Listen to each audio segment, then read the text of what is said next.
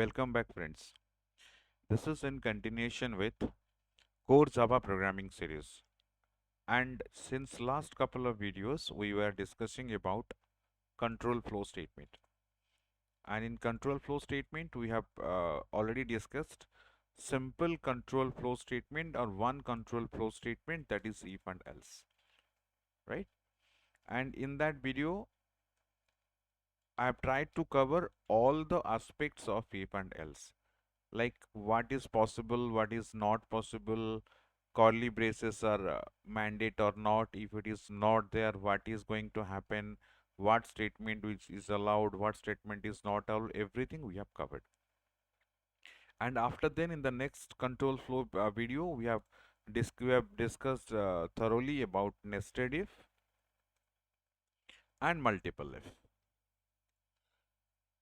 All these part we have covered, right? In case you have any problem with all this, in case you have not gone through those videos, I'll suggest all of you, please go back to those videos, watch the videos completely, then come back to this video so that you could able to differentiate between the control flow statement that we are going to discuss in this session with other control flow statements. See, the major part is, even we have a lot of control flow statements in Java, maybe 2, 3, 4, 5, whatever control flow statements in Java. But the biggest question is, which control flow statement or which statement should be used when? Should be used when? Because we know we need to pick the appropriate control flow statement as per our requirement, as per the application requirement or programming requirement, whatever you think, right? Okay, let's start with. Before going to any other control flow statement, let us solve a question. The question is, we are now in a process to write a program where we need to print Sunday, Monday, Tuesday, like this up to Saturday,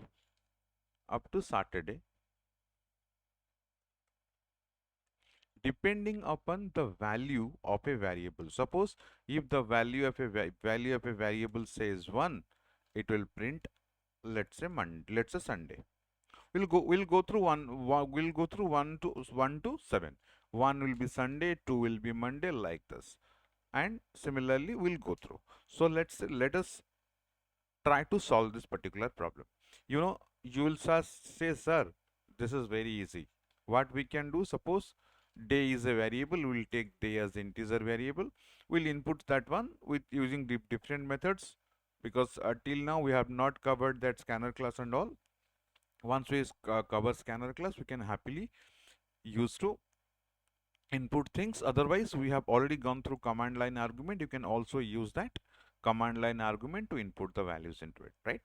Okay, now next we'll say, sir, this is very easy. What we can do, we can go through like if followed by if day equals to 1.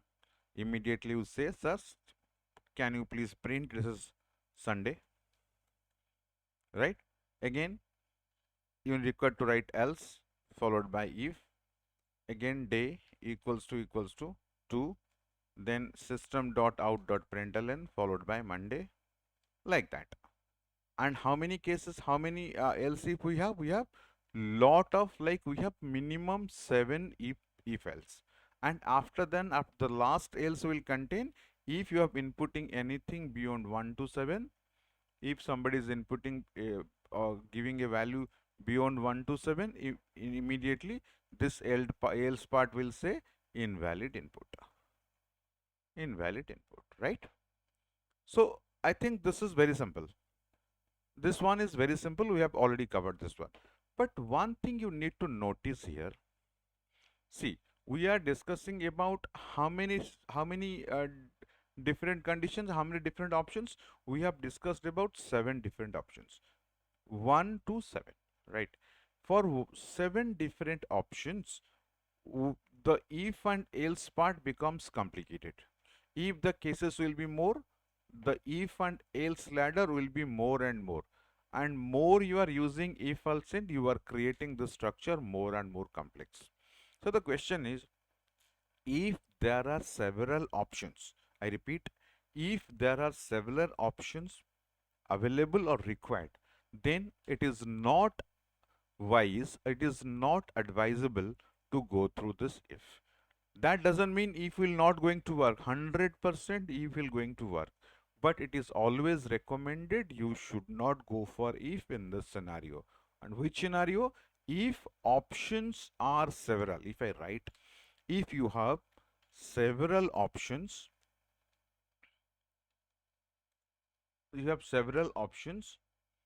then the best choice is switch. Right? So the next control flow statement we are going to learn is no other than this switch statement. And I have already cleared you when switch should be applicable. If you think you have several options and depending upon these options, we have to perform one action. Now, these are the cases where we should replace this if statement with switch statement. Otherwise, you will be happily using if else, no problem at all. And reason I have already discussed with you, right? Okay. Now, one thing is pretty clear when we should go for switch. Now, the next biggest question is the syntax of switch, the pros and cons of switch, and everything about switch, right? We'll go through, right? Let us first write the syntax of that one. How do we represent switch? So, switch is represented like switch followed by, we'll go with arguments, then the body of the switch will be enclosed within curly braces, and there will be few cases. This is value 1 followed by statement 1, statement 2, like that. Similarly, we can have case value 2, same kind of thing, like we are discussing number of statements. And finally, if we want, we can have number of cases, but there is one default value, there should not be any value followed by statement or default statement, right? So this is the syntax for switch. How switch can be represented? Switch will be started with arguments, cases will be there, I can have number of cases, and finally a default is there with a statement. Don't worry, we'll discuss every part of this quite thoroughly, right? We'll cover this one. I'll try to make this one very comfortable or very thorough so that you will able to understand and you can able to write your own notes. You don't require to follow the notes that is in the book. You don't need to follow the notes that is given by somebody else. You can prepare your note if you are able to understand each and every aspects of switch. That is what my aim is, right? Let's get down. Don't get confused. If somebody already studied this switch, they might think that, sir, why you have not written break. For them, let me tell you, break is only a statement.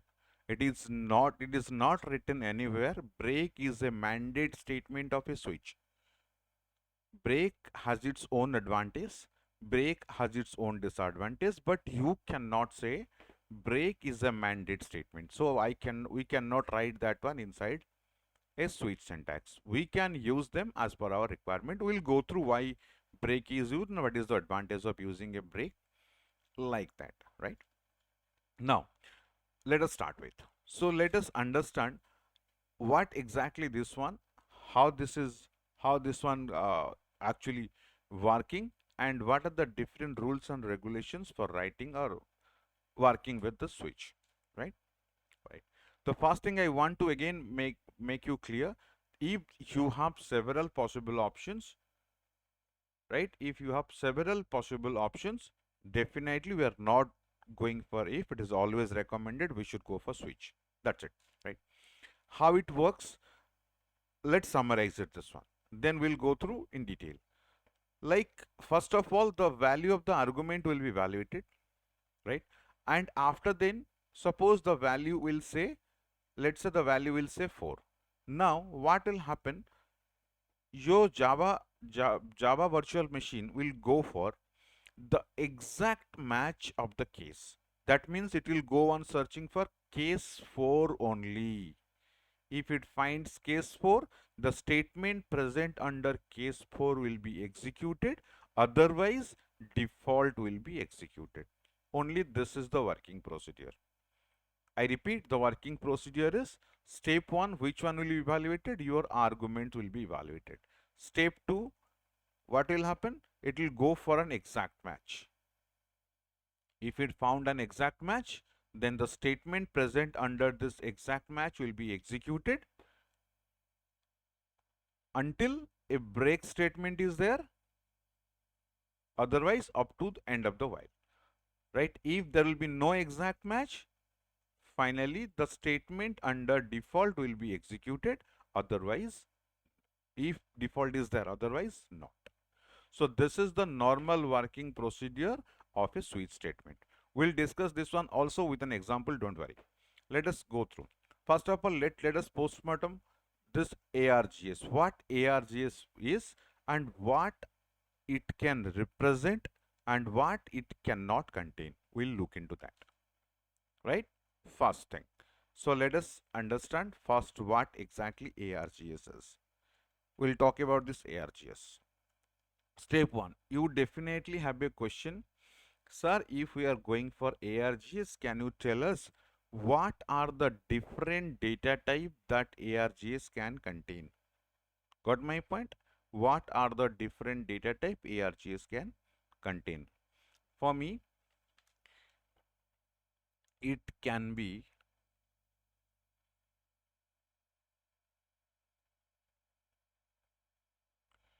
a constant. It can be a constant and variable expression, right? It can be a constant or a variable expression. Both are fine, right? Number two. Number two. Number two is what kind of expression it could be. Like the data types are. See, if you ask maximum of the people student, they will say, sir, the data allowed data types are integer, character, uh, byte, short. Only this. Only this. No, this is only if this is right. Only if you are talking about Java 1.4 1.4 only. After 1.5 onwards, lot of improvements are came out. Like now the expressions are, you can also represent the expression as wrapper classes. Wrapper classes like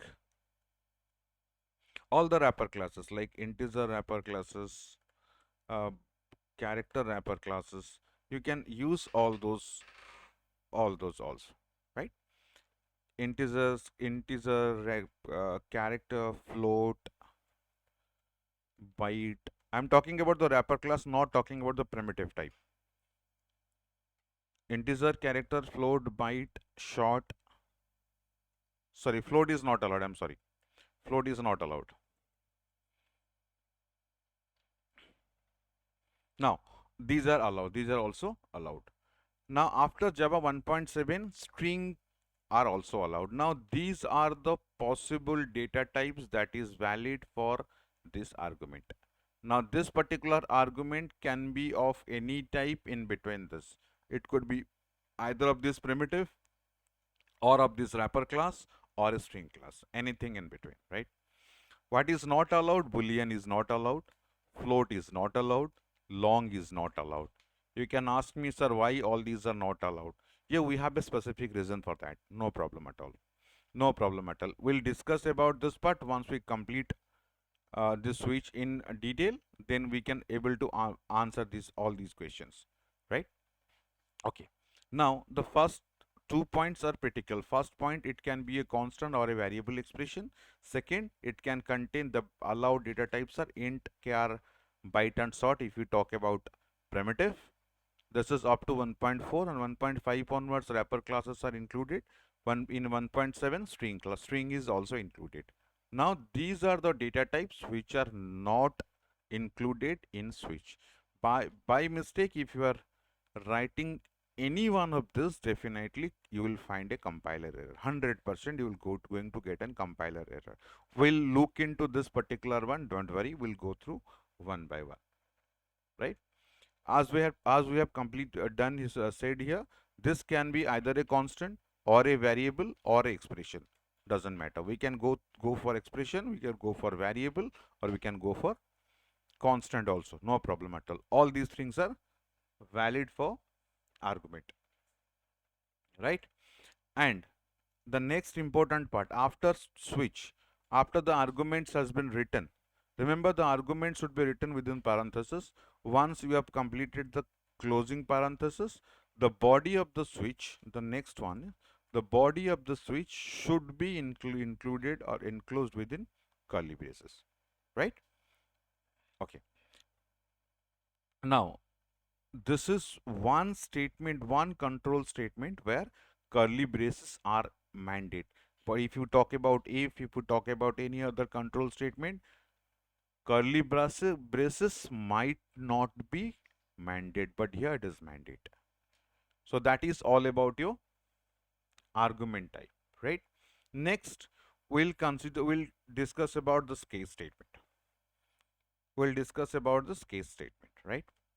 Now remember, before going to case statement, you should be clear about this point. Case and default both are optional. Means it is possible you can have a statement of switch followed by any variable without any body. This is completely valid. There will be no compilation error at all. If you try to cross check, we can do that. Suppose I'm going for a class test. Sorry.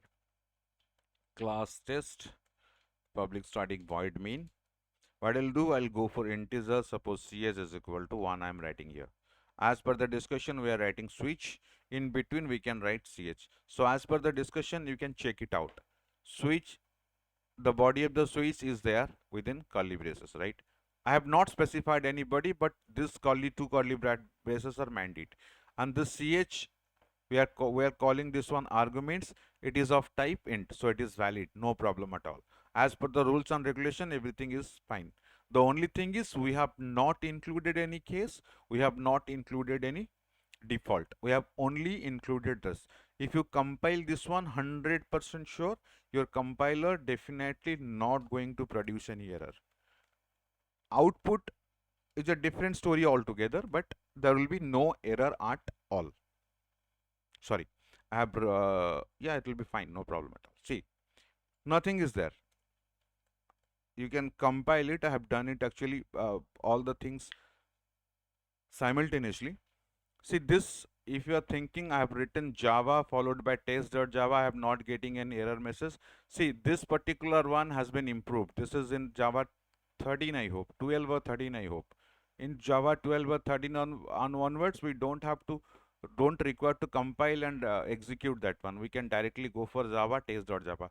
We'll talk about this one once we complete this. We'll talk about the extended features of Java 13, 14, all other things. Don't worry about that.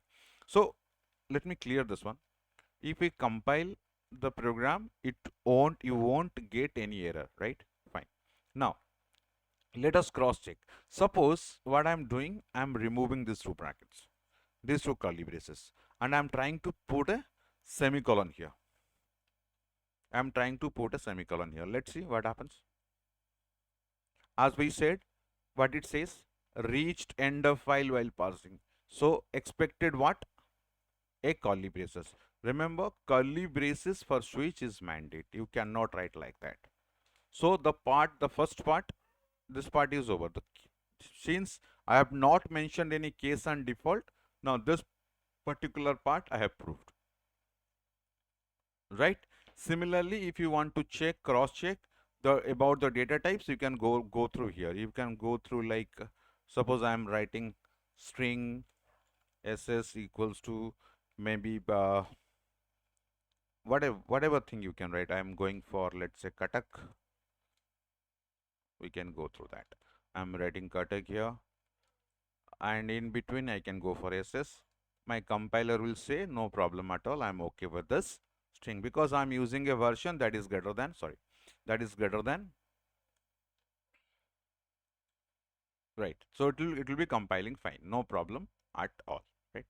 So the things that we have covered, you need to check all the data types. In case any of these data type is not okay, you can write me in comments, I'll get back to you. 100% I'll get back to you.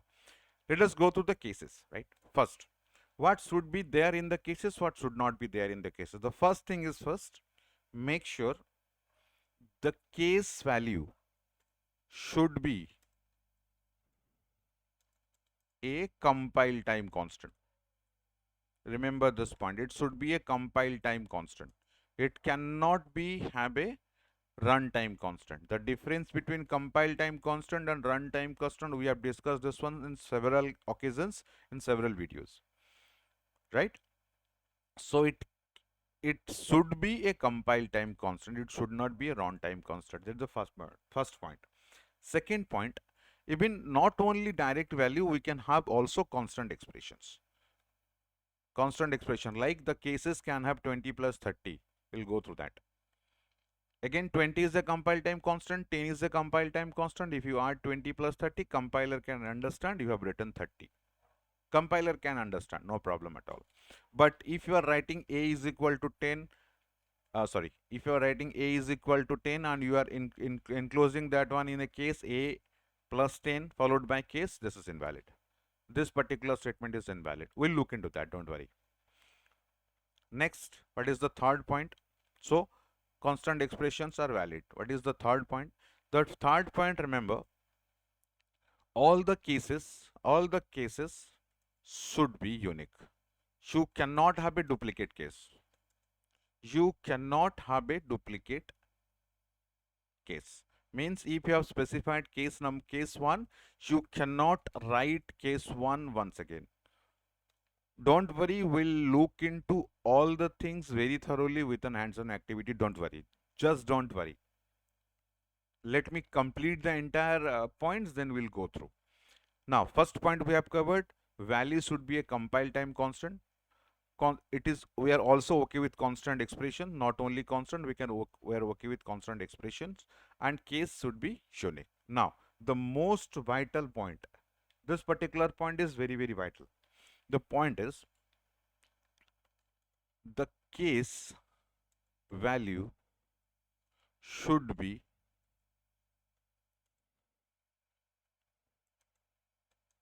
within the range of the case values should be within the range of the data type specified in switch. This particular point is very, very vital. I'll definitely go with an example. What exactly that one, I'll tell you. No, don't worry. So these are 3-4 points you need to be pretty clear. The first point I've covered here, case is optional, and case and default both are optional. If you want to specify case, you can specify. If you don't want to specify case, you can also skip that one, no problem at all, right? And if you are specifying case, make sure you are following all these rules. The first rule, it should be a compile time constant. We are okay with constant expression, and all the cases should be unique cases, and the case value should be within the range of the data type specified in switch. Let us understand all these 4 points, then we'll go to some other point, right? First of all, let us go through the simple one. We'll go through, let's say, byte ch equals to 1. So what I'll say, we'll go for byte here. We'll go for ch here. Now, so what we can do, let us start with a simple example, then we'll go through. I'm writing case 1 here. If case 1 will be there, what will say, let us print Sunday. Remember, I should write a break here. This is an unwritten rule, but if you do not write a break, I'll tell you the issues or the cases, it will be there. So for if it is case 2, sorry, if there will be case 2, I am writing it as Monday. Let us go with this 2. You can also write the other one. See here what I have done. I can go with a break. I can go with a break. Okay. Now let us analyze this particular program. Now as per the definition, CH is a byte type and byte type is allowed. Fine. Now each case is a unique case. The first one says case 1, second one says case 2, right? 1 and 2 both are different, both are not unique cases, number 1. Second what it says, constant expression will use after some time, don't worry. After some time we'll use that. Then the next thing is the case value. What are the values I have used here? I have used a value as 1, I have used a value as 2. Now the case values should be within the range of the data type of the argument mentioned in switch. Now the data type mentioned in switch is byte type. What is the maximum range of byte? The maximum range of byte is 127. We have also discussed why it is 127. We have also discussed that. That means this particular switch can contain maximum case 127, not beyond that. Let us compile this one first, then we'll go through. Let us compile this one. Suppose I am compiling Java C test.java. Fine, we are not getting any error message because all the rules are satisfied. No problem at all. Next, suppose I am writing case 2 plus 1. I am writing case 2 plus 1. And here I am writing Tuesday with a break here. Now, let us see the difference. Here, values are used. Here, constant expressions are used. Now you should be clear about these two cases. These two cases are not the same cases. These two cases are different cases, right? These two cases are completely different cases. And the first one is only a value and this one is an expression. So as per the discussion, not only value but also constant expressions should be used. Constant expressions. Let us cross check. If you run that program, you know what is going to be there because we have taken 1, because we have taken ch is equal to 1. The first case is the exact match because the value of ch is 1. It is going to search for exact case. Case 1 is valid. Now this particular statement is executed. Since there will be break, once break will be there, it will directly come out of the switch. Right? If there will be no break, we'll discuss what is going to happen. Don't worry. Now, the next thing. So all these are valid, like this is valid. If you want to cross check, if I am writing 3 here, which case will be valid? The last one. Let us cross check. See, hands-on activity in Java is very, very vital. You need to be pretty clear. See, if I am writing 3, immediately the answer will be Tuesday. Now you can cross check. 3 means 2 plus 1. So 100% sure this is valid. We can use constant expression, right? Now, duplicate I cannot use. Duplicate I cannot use. Means if I am writing one more time case 1 and you try to compile, see what is going to happen. Your compiler will say duplicate case label. See, I have already discussed with you, in Java everything is very neatly defined. Everything is very neatly defined. So errors are very neatly defined. So you cannot have a duplicate cases also, right? Now we'll go to the next one. Suppose as we are discussing, the range is 127. Suppose I am writing a case that is 129. You know 129 is definitely out of the range of this byte. We know byte range is maximum 127. So if we are taking a data type as byte, so the cases or the case number, case value cannot exceed this range. If it exceeds 100% pakka, we are going to get an error message. Let us see. Because I always said, do not trust me, trust your compiler. Immediately what your compiler says? possible lossy conversion from int to byte, because whenever you are writing 129, it is no more a byte constant, it is an integer constant, and this one is beyond the range of byte, so you cannot do like that. I think by this you are clear why we are telling the range should be within that. Fine. Okay, now let me go for this 3. Right now, again, let us try for a one more thing. Suppose I am writing here val or maybe temp day equals to, let's say, 3. I am writing here day equals to 3. So now my question is, can I able to write day here? Can I able to write day here? Don't get confused. Let us compile directly. Once you compile, definitely what it says, constant expression required, means what it says, boss, I require a compile time constant, but this day is a runtime constant. So here is the difference. What is compile time constant and what is a runtime constant? So always switch should have a compile time constant. But how can I sure this can be used? Okay, this can be used only if, I repeat, only if it's a final. You know, whenever I am writing a final keyword, this particular variable will be again converted into constant, right?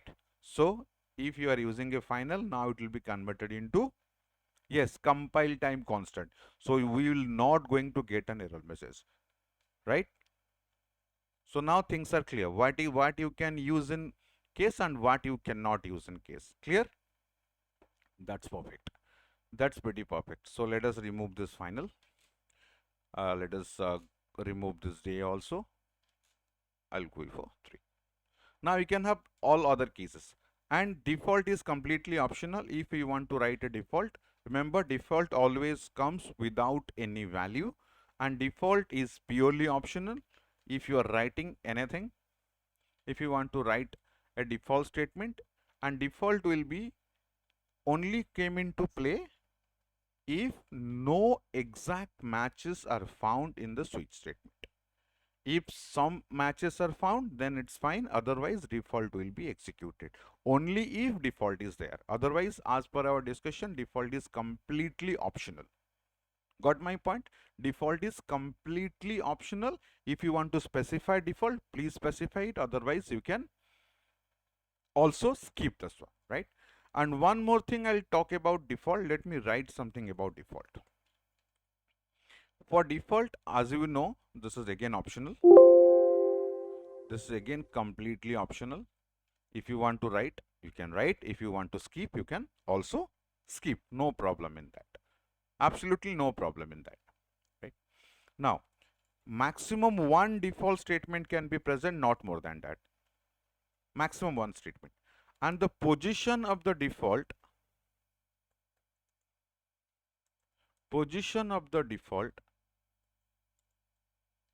can be anywhere. Can be anywhere. But remember, that should not be a part of any case statement. But it is always recommended, it should be the last statement. Recommended should be the last. So these are few things you should be remember, or it should be there in your mind before going for default statement, right? Expressions are not required like that. Let us go through that. Let us check out, then we'll, I think I don't need to check. You can easily, suppose I am writing here, if anything I input, if I input anything beyond 3, then immediately it will say invalid input. I have only written case 3. You can go up to 4, 5, 6, 7, like Wednesday, Thursday, Friday, Saturday. Then if somebody inputs any other number beyond this number, you will find invalid. But in my program, I'm just going to use 4. Any number apart from this 3. See, if you are executing this program as per the normal scenario, maximum student will think default is not going to, default will be not activated here. 1 is not there, 2 is not an exact match, 3 is not an exact match. So it will not going to execute anything. You are wrong. Default only be searched only if no cases are matched. The scenario is CH is now going for case 1, not matched. Case 2, not matched. Case 3, not matched. Do we have any more cases? No other cases. So immediately which one will be executed? This default will be executed. Doesn't matter. Default will be at the uh, beginning of the switch or at the end of the switch. But it is always recommended you should write that one at the end of the switch. I hope all are clear up to this point. Right? If you want to cross check, you can also cross check.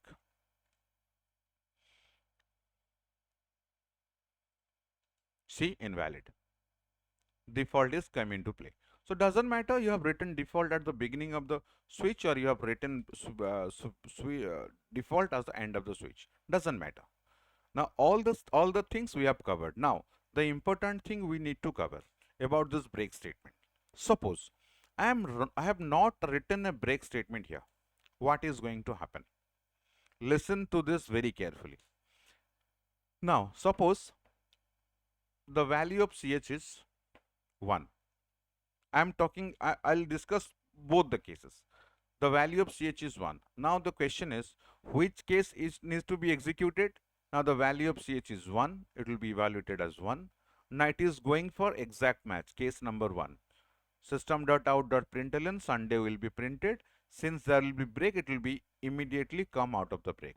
Now the conclusion is, once exact match is found, it will continue to execute. I repeat, it will continue to execute the statements until two things happen.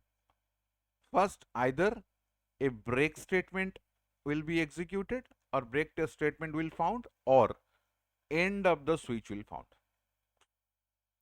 Which one is earlier? I repeat, which one is earlier?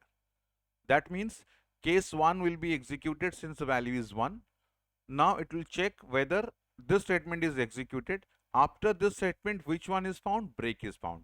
What I just said with you, it will go on executing statements until either break is found or end of the switch statement is encountered. Which one is earlier? If it finds break first, it will be terminated, the switch will be terminated. If there will be no break, then it will continue till curly braces. Got my point? Okay. If there will be case 1, no problem at all. Only Sunday will be getting printed and it will be, since break is there, immediately it will come out of the loop, out of the switch, right? So let us go for one more thing here, one more statement here. Suppose I am writing hello here. Hello is a statement which is not a part of switch, right? So if I execute this program, I'll going to get two message. One is Sunday followed by hello. Two outputs will be there. Now we are talking about case 2. Suppose I am writing here case 2. Now what will happen immediately? You know, since case is 2, since we have mentioned case is 2, which one will not be executed? Yes, which one will not be executed? If when it comes down to case 1 is not matched. Case 2, yes, case 2 is matched. Immediately the statements under case 2 will be getting executed. So Monday will be printed. Now, did I get any break? No. So what is next? The next statement will be executed automatically, because recall what we have what I have said. I have said if exact case is found, the statements of under that case will be executed until a break statement is found or end of the switch will be there. Which one is earlier, right? Now Monday will be getting printed. Since there will be no break, again Tuesday will be printed. Since after Tuesday we have a break, we have two statements followed by hello. So I hope you got this point. If you have specifying a break, you have not specifying a break, right?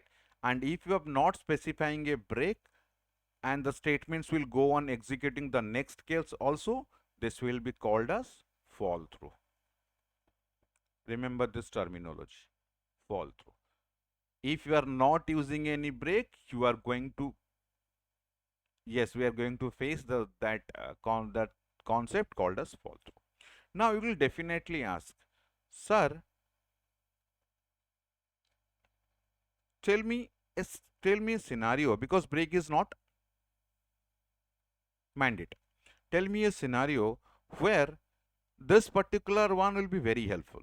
I don't want to write break. I don't want to write break, but tell me a scenario where we can have uh, we can have one action for multiple cases. Say for example, somebody will say, it will be in a different, I'll be using a different question. Suppose I am going for a question called as vowels. A character, we need to check whether that character is a vowel or a consonant, right? So what we'll see, for case A, for case A, for case A, we have to write this is vowel, right? For case E, because we know how many vowels are there. Yes, you are right. Vowel case, for case E, we can also write vowel. So there are several options, A, E, I, O, U. 5 options are there, but all the 5 options or all the 5 cases, like the cases called as A, E, I, O and U, for all these cases, one action will be there, they are vowel. So the ultimate thing is, for each case we have to write 2 statements. One is vowel, second one is break. Again one is vowel, second one is break, right? And switch made it very simple. Switch statement said, in case you require to specify similar action or same action for different cases, you can mention them together like this. Case E followed by I, O, U. We are writing A, E, I, sorry, O and U. Now, one thing will be there. By default, what I'll say all others are, sorry, all others are, see, indentation is not mandate. I can say consonant, right? So what is going to happen? In case the value of CH is A, same. Value of CH is E, same. Value of CH is I, again same, like that. For A, E, I, O, U, any of the case, only one action is to be performed, that is vowel, right? So this is again the second use of switch, right? So let me conclude with this. We have discussed few things. We have discussed some cases like fall through. We have discussed here some cases if several options have similar actions, we can follow this particular statement or this kind of notation in switch. You can also call this one as fall through, no problem at all. Fall through is actually a concept where you are doing the same kind of, you are executing the statement that is matched with the case. Along with that, the cases are falling through till it finds a break statement or it finds a curly braces after that. So please make sure you are using a break, but again I repeat, break is not mandate. You need to use break sensibly as per your requirement. I hope you all of you are clear about the switch. Trust me, on switch, this particular switch statement is only the basic. Switch has improved a lot of things are included in the functionality of switch, but I don't want you to make confused by adding all of them together. In a different session, when we'll be talking about features of 10, 12, 13 and 14, in those videos I'll try to cover the entire expression of switch, but to start with, this is the best one you can go with, right? So please go through all that and make sure you have completed, you have able to understand this switch expression thoroughly, right? and I want you to complete this entire program. Two programs I have discussed here. One, a character is a vowel or consonant. Second, that Sunday Monday kind of thing. Try to solve all those problems so that your switch concept will be clear. Now in both the sessions, if and switch, what we have covered, we have entirely covered all the aspects in the different formats of switch, the different formats of if and else. You should use them as per your requirement and wisely.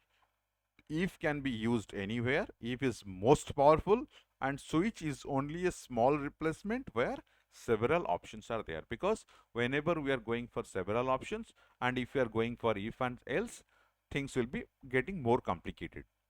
So to avoid that complication, what Java suggests you should go for the simple yet powerful statement called a switch statement, right? So thank you all for joining. In the next session, we'll continue other control flow statements. So thank you so much. Thank you so much for joining.